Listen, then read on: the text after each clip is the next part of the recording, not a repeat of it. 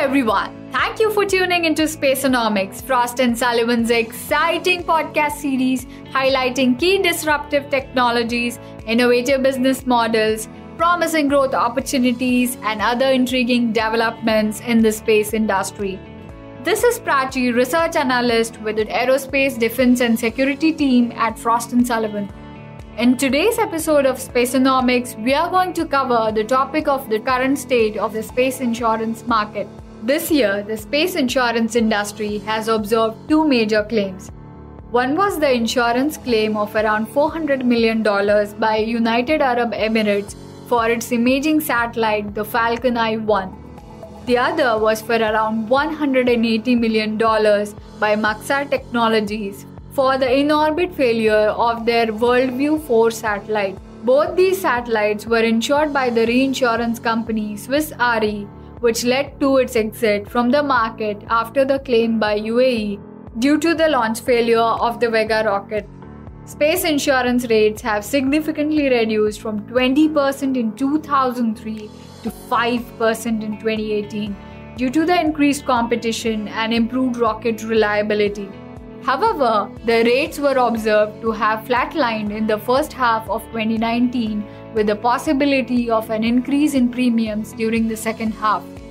The insurance industry has seen major loss of over $400 million this year due to the failure of the Vega rocket.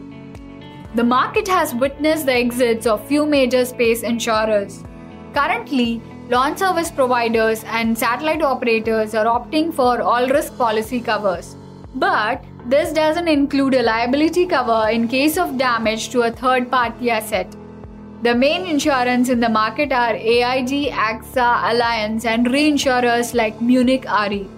The existing players in the market are trying to strategically reposition themselves to optimize their operations in response to the downtrend in revenue and an increased number of claims. This will lead to higher insurance premiums, especially in cases where the risks covered are high.